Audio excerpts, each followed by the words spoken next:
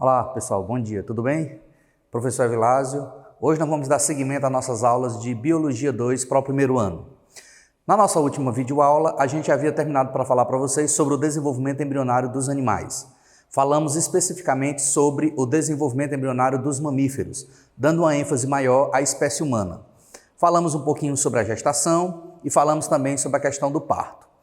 Dentro desse assunto, nós vimos também um pouquinho sobre a gestação de gêmeos, né? Os gêmeos monozigóticos, os gêmeos dizigóticos. E falamos um pouquinho para vocês sobre os tipos de parto, o parto natural e o parto cesáreo.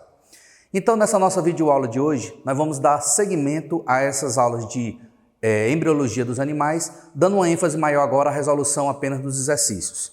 Então, eu gostaria que vocês pegassem o caderno 1 de vocês, exatamente nas páginas de número 147 até a 149. Então, nós vamos resolver algumas questões envolvendo esse assunto que nós vimos e tirando algumas possíveis dúvidas que possam surgir na resolução dessas questões, certo? Bom, o livro de vocês em mãos, então a gente poderia começar nossas atividades da seguinte forma. Na página 147, nós temos na primeira questão, de número 1 até a número 5, nós temos 5 questões que envolvem exatamente a classificação dos mamíferos.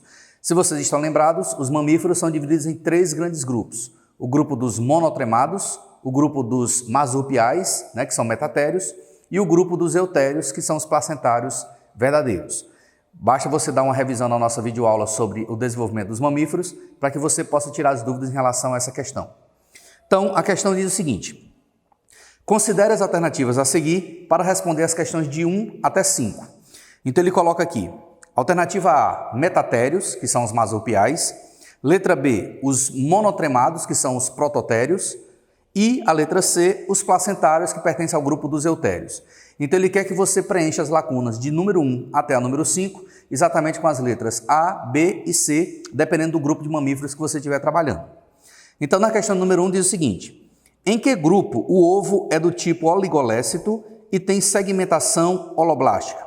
Ora, a gente viu que ovo oligolécito com segmentação holoblástica igual pertence exatamente ao grupo dos eutérios, onde a espécie humana está incluída. Então, na primeira questão, a resposta seria a letra C. Na segunda questão, em que grupo se encontra o ovo megalécito semelhante ao dos répteis e a das aves? A gente viu que dos 3 grandes grupos de mamíferos, o único grupo que apresenta o ovo do tipo megalécito é exatamente o grupo dos monotremados. Então, na questão número 2, você marcaria a letra B de bola. Terceira questão. Em que grupo os filhotes se desenvolvem inicialmente no interior do organismo da mãe, nascem imaturos e terminam o desenvolvimento em uma bolsa no ventre da mãe? Ora, nas nossas aulas a gente viu que o grupo dos marsupiais, que são os metatérios, eles apresentam desenvolvimento incompleto, porque a placenta é incompleta. Então, o filhote, ao nascer, ele se agarra aos pelos da mãe e desemboca dentro de uma bolsa, chamada de marsúpio, onde ele vai encontrar os mamilos, vai se acoplar a esse mamilo, vai sugar o leite da mãe e vai terminar o seu desenvolvimento. Então, no caso da terceira questão, a alternativa correta seria a letra A, os metatérios. Na quarta questão, diz o seguinte: que grupo de mamíferos se caracteriza pela presença de uma estrutura altamente eficiente no intercâmbio de substâncias entre a mãe e o filho durante todo o desenvolvimento embrionário? Vocês estão lembrados que, dos 3 grupos de mamíferos, o único grupo em que a placenta ela é totalmente completa e o desenvolvimento embrionário se desenvolve totalmente dentro do corpo da mãe e na qual o filhote ele tem acesso a aos nutrientes, a toda a oxigenação e todas as substâncias necessárias para o seu desenvolvimento através do cordão umbilical, que é aquela estrutura que liga o embrião ao útero da mãe. Então, nesse caso, você está falando do grupo dos eutérios, que são os placentários verdadeiros. Então, para a questão número 4, seria a letra C. E para finalizar essa primeira parte, a questão número 5 diz: quais são os mamíferos ovíparos? Ora, dos 3 grupos de mamíferos, a gente viu que o único grupo que é capaz de colocar ovos, né, de pôr ovos, é o grupo dos monotremados, que são aqueles grupos mais primitivos, né? Principais representantes, o ornitorrinco e a equidna. Então, nesse caso, o grupo dos monotremados seria letra B de bola, que representa exatamente o grupo dos prototérios. Então, do número 1 até o número 5, o nosso gabarito ficaria assim.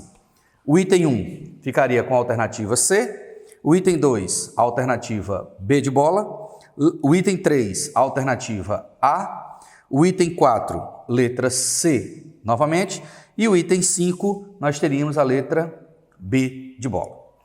Bom, terminada essa primeira parte do nosso exercício, vamos agora dar seguimento.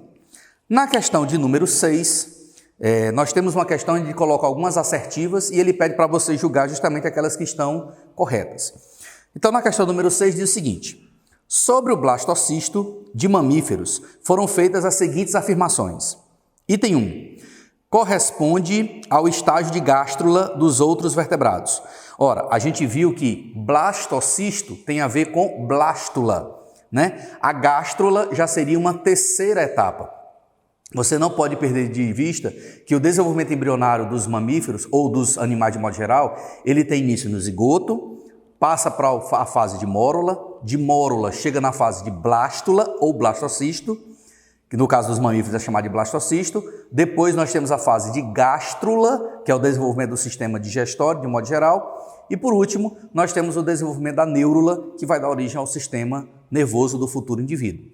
Então o item 1 ele está errado. A palavra blastocisto tem relação com blastocele, que é a mesma coisa de blástula. Item 2. Sua cavidade interna é o alantoide. A gente já sabe que a cavidade interna que se forma durante o processo de invaginação das células é chamada de blastocela ou blastocele e não alantoide. Alantoide, na verdade, é um anexo embrionário que está diretamente ligado ao processo de excreção do futuro indivíduo. Então, o item 2 também estaria eliminado. Então, com o número 1 eliminado e o número 2 eliminado, você já elimina as alternativas de letra A, alternativa de letra B, alternativa de letra C e a alternativa de letra E, restando apenas como gabarito a alternativa de letra D, que coloca exatamente apenas o item 3 e 4. Então, vamos dar uma lidinha aqui no item 3 e 4. O item 3 diz: quando está na tuba uterina, encontra-se no interior da zona pelúcida. Correto. A gente lembra que o desenvolvimento embrionário tem início na fecundação. E a fecundação nada mais é do que o encontro do gameta masculino, espermatozoide, com o gameta feminino, que seria o ovócito secundário. Esse ovócito secundário a gente chama de óvulo. E no caso ele é recoberto por uma camada de células, principalmente de proteínas e de glicose, né, de carboidrato, chamado de zona pelúcida, que é aquela que vai se acoplar às paredes do útero. Então o item 3 estaria correto. E por último, o item 4, sua camada celular externa é o trofoblasto. A gente lembra que existem duas camadas básicas de células formadas no desenvolvimento embrionário. Uma chamada de embrioblasto e outra chamada de trofoblasto. O embrioblasto mais interno e o trofoblasto mais externo. O embrioblasto vai dar origem aos folhetos embrionários, ectoderma, mesoderma e endoderma, enquanto que o trofoblasto vai dar origem aos anexos embrionários, né? Alantoide, córion, saco vitelínico, placenta e âmnion, né? Que são as estruturas que vão ajudar no desenvolvimento do embrião. Então, a alternativa correta seria a letra D. Os itens 3 e o item 4 responderiam à questão de número 6. Então, a letra D de dado responde à questão de número 6. Dando seguimento, vamos para a questão de número 7. A gravidez tubária resulta da implantação anormal do blastocisto na parede da tuba uterina. Qual das estruturas a seguir está diretamente relacionada a esse problema? Bom, a gente sabe que para criar já a gravidez é necessária a fecundação do ovócito secundário. E uma vez ocorrendo a fecundação do ovócito secundário, a zona pelúcida que recobre esse ovócito secundário, ela vai se acoplar às paredes do útero. Existem dois tipos de gravidez possível no caso. Existe a gravidez intrauterina, que é aquela que é considerada normal, e existe aquela que é chamada de, digamos assim, fora da cavidade uterina, que é a chamada gravidez tubária, que acontece exatamente nas tubas uterinas, né? Naquela parte do canal por onde o ovócito deveria desembocar. Então, quando a gravidez ela acontece dessa forma, ela vai causar grandes problemas, tanto para a mãe como para o desenvolvimento do embrião. Então, nesse caso, recomenda-se inclusive a questão do aborto espontâneo. Quando não ocorrer, ocorre também uma questão da própria eliminação desse embrião formado. Então, nesse caso, o grande problema está no processo de nidação, que acontece fora do útero e dentro do tubo uterino. E esse processo de nidação exatamente acontece quando você tem a zona pelúcida entrando em contato com as paredes da tuba uterina. Então, para a questão número 7, o item correto seria a letra E. A zona pelúcida é que responde por esse tipo de problema, que é a chamada gravidez atípica, né? Bom, aí agora para responder as questões de 8 até a questão de número 10, ele dá aqui um esquema na qual ele quer que você preencha exatamente com essas alternativas. Então ele diz, considere as alternativas a seguir para responder as questões de 8 até a questão número 10. Então ele coloca letra A, alantoide, letra B, amnion, letra C, córium e letra C, saco vitelínico. E ele pede para você responder as questões de 8 até a 10. Então a questão 8 diz o seguinte, qual anexo embrionário produz projeções que se implantam na parede uterina, constituindo a parte embrionária da placenta? A gente viu, durante o desenvolvimento embrionário dos mamíferos, que o córium, que é aquele anexo embrionário que reveste todos os outros anexos, ele apresenta algumas invaginações que irão se acoplar, né, a questão do desenvolvimento do embrião e vão formar uma estrutura chamada de cordão umbilical, né? Então, algumas projeções do córium, né, vão se acoplar ao ectodermo e vão formar o que nós chamamos de cordão umbilical. Então, para a questão número 8, como ele fala dessas projeções, então a gente está falando exatamente do córium, que seria a letra C. Na questão de número 9, ele pergunta, que anexo embrionário parece não ter quase função em mamíferos placentários, uma vez que o ovo destes praticamente não armazena substância nutritiva? Ora, no caso dos mamíferos placentários, como não existe esse acúmulo de vitelo, então não havendo acúmulo de vitelo, não há necessidade de haver um grande saco vitelínico ou o desenvolvimento desse saco vitelínico. Em algumas espécies de mamíferos ele aparece, em outras não. Então a gente poderia dizer que a resposta aí teria mais a ver com o saco vitelínico, porque a reserva nutritiva praticamente ela ainda existe no desenvolvimento dos mamíferos verdadeiros, dos eutérios, uma vez que eles recebem tudo através do cordão umbilical proveniente do corpo materno.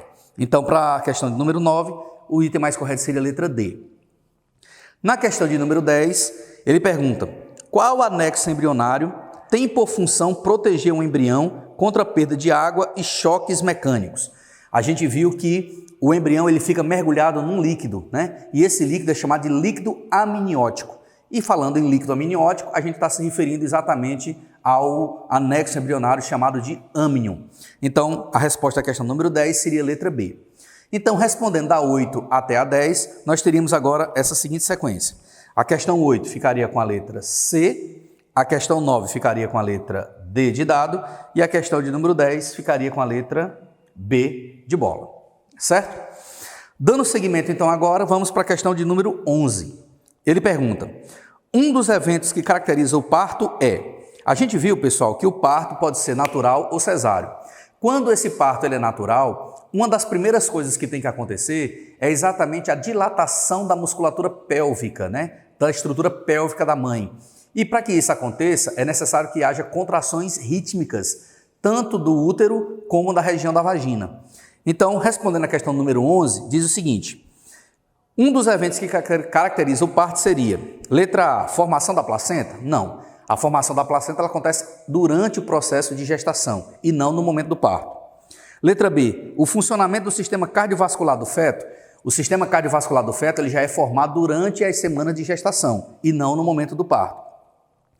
Letra C, a contração da musculatura uterina? Aí sim seria uma alternativa correta. O músculo do útero, assim como a musculatura da vagina, precisa sofrer dilatações e contrações rítmicas para que haja a expulsão do feto do corpo da mãe. E na letra D ele diz, expansão da bolsa amniótica. Não, na verdade não é a bolsa amniótica que se expande. O que acontece na verdade é o rompimento da bolsa amniótica, em que a gente chama de perda de líquido, né? Então, quando aquele líquido ele é perdido, é o rompimento da bolsa, indica exatamente o momento exato de que o parto esteja próximo de acontecer. Então, a questão número 11, nós teríamos a letra C para respondê-la, certo? Dando seguimento, gêmeos monozigóticos são aqueles que, a gente viu que durante o processo de gestação dos mamíferos, podem aparecer o que nós chamamos de gemulação, né? Ou fecundação com a formação de gêmeos. Esses gêmeos podem ser de dois tipos. Os gêmeos monozigóticos, também chamados de gêmeos fraternos, e os chamados gêmeos dizigóticos. A diferença básica entre eles é que, nos gêmeos monozigóticos, nós temos a possibilidade de indivíduos geneticamente iguais, né? Ou seja, eles apresentam o que nós chamamos de mesmo sexo. obrigatoriamente serão do mesmo sexo. Já nos chamados gêmeos dizigóticos ou fraternos, nós temos a possibilidade de haver sexos diferentes e eles não precisam ser geneticamente iguais, já que eles podem ser de sexos diferentes, né? Então, na questão de número 12, ele pergunta, gêmeos monozigóticos. Ora, monozigóticos são aqueles totalmente do mesmo sexo, porque eles são geneticamente iguais entre si. Então, ele pergunta, letra A, possui sexos distintos? Não. Letra B, são geneticamente idênticos? Correto. Letra C, apresentam o mesmo sexo?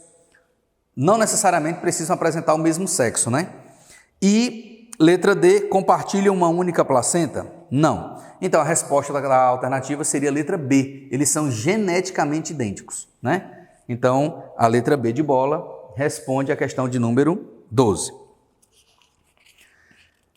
Virando a página, nós iremos ter a continuação na página 148.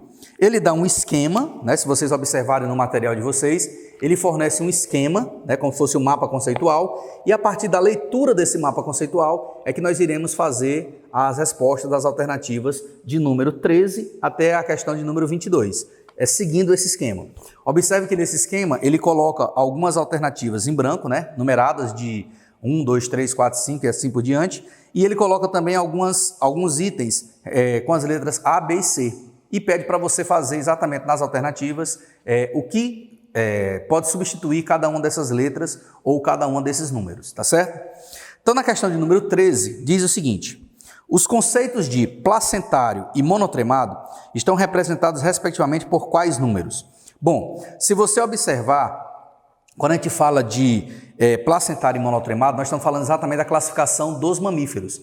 Então, nesse caso, se você olhar para o seu esquema, a classificação dos mamíferos é essa classificação que está aqui do lado esquerdo do esquema, né? Para quem está lendo, seria do lado direito. Para quem está vendo essa matéria, seria do lado esquerdo aqui do esquema. Então, nós temos exatamente os eutérios, os prototérios e os metatérios. Então, no caso, o item 2 está relacionado com os marsupiais, então seriam os metatérios. O item 3 fala que são ovíparos, então seriam os monotremados. E o item 4 está relacionado com o outro grupo que está faltando, que seria o grupo dos eutérios ou placentários. Então, como ele quer na ordem placentário e monotremado, então a resposta seria exatamente o item 1 e o item 3. Então, o item 1 e o item 3 respondem exatamente a questão de número 13. Na questão de número 14, diz o seguinte, qual das alternativas a seguir substitui corretamente a frase da ligação A? Se vocês observarem, a frase da ligação A é aquela frase que está ligada ao número 2 até a palavra masúrpio. Ora, se está ligado do número 2 até a palavra masúrpio, então tem alguma coisa a ver aí com os metatérios, né? Alguma coisa a ver com os marsupiais. Então, a melhor frase que poderia separar aí seria, fecundação e desenvolvimento ocorrem no... Não. O desenvolvimento, uma parte dele acontece dentro do útero e outra parte acontece dentro do masúrpio. Ele está dizendo aí que acontece tudo no mesmo local. Letra B. Desenvolvimento inicia-se no masúrpio? Não, o desenvolvimento termina no marsúpio, né? Então não existe um início no marsúpio. O marsúpio é o final do processo de desenvolvimento. Letra C. Desenvolvimento ocorre inteiramente no marsúpio? Não, a gente já viu que começa no corpo da mãe e termina no marsúpio. Então só sobra a alternativa de letra D, quando ele diz desenvolvimento completa-se no marsúpio. Então, os metatérios, eles têm essa característica. Iniciam o desenvolvimento no útero materno e terminam o desenvolvimento dentro dessa bolsa externa, onde o indivíduo vai encontrar as glândulas mamárias, vai se alimentar e vai terminar o seu desenvolvimento, que é exatamente o marsúpio.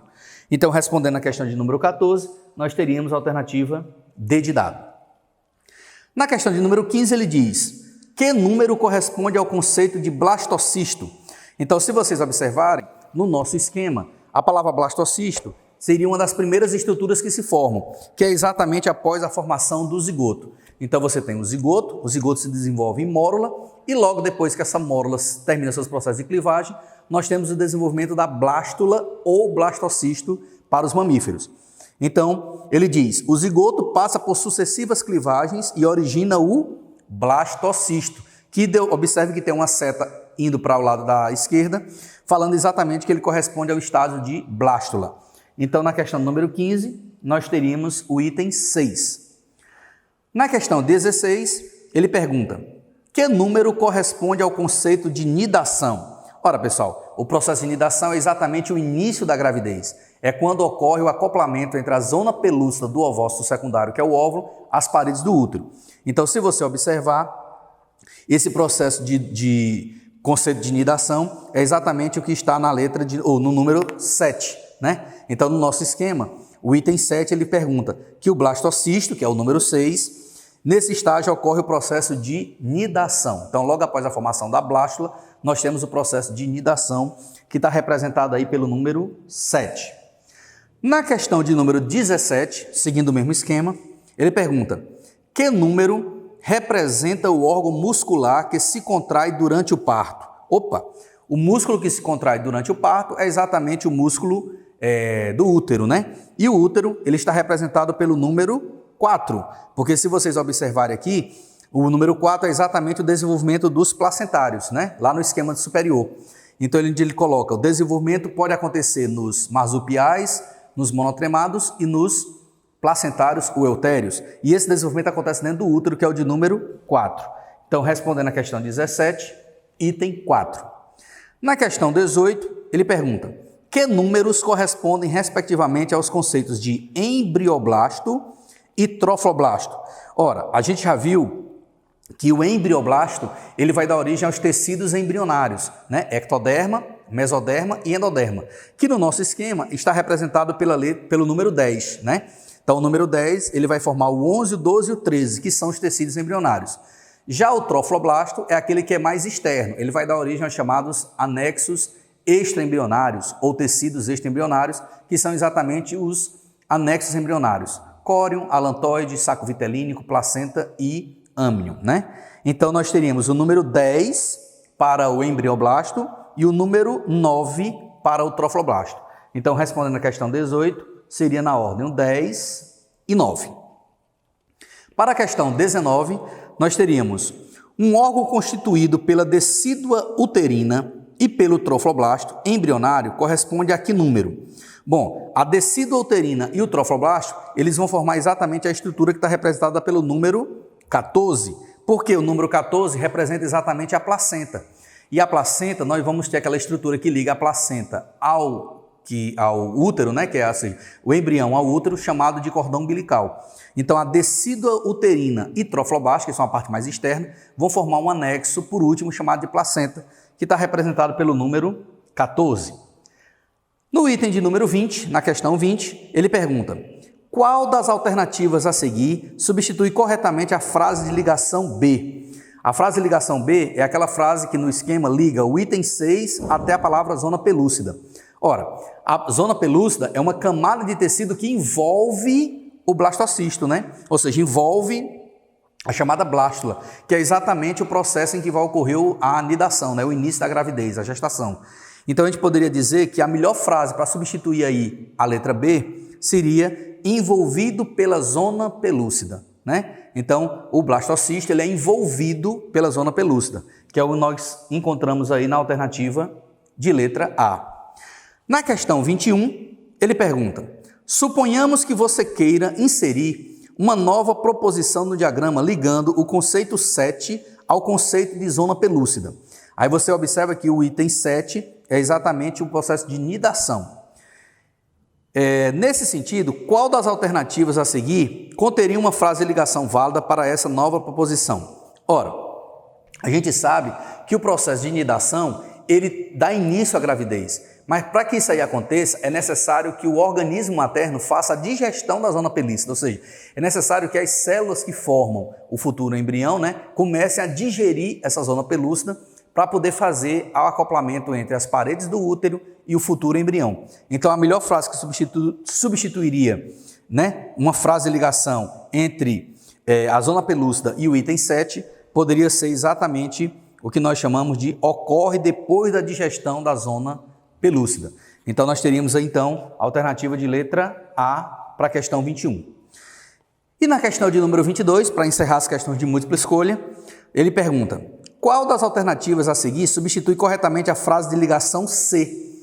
Se você observar no esquema, a frase de ligação C é aquela que liga exatamente o item 7 ao item 4. A gente já viu que o item 4 são os placentários e o item 7 é o processo de nidação. Então, a melhor frase que liga placentários com nidação, ele diz: é a eliminação do embrião? Não. É a fecundação que ocorre fora da nidação? Não, né? Do útero? Não. É a fixação do embrião ao útero? Aí sim. Então, a gente diz que o processo de nidação é a fixação do embrião nas paredes uterinas. Então, a alternativa letra C responderia a questão de número 22. Bom, então agora nós encerramos a parte das questões de múltipla escolha, que foram da questão 1 até a questão 22. Nós ainda temos algumas questões discursivas para trabalhar. Em casa, eu gostaria que vocês tentassem resolver essas questões discursivas, que são poucas questões, e na nossa próxima videoaula a gente faria a correção dessas questões e daria início a um novo capítulo da nossa aulas de biologia. Então até a próxima e um abraço.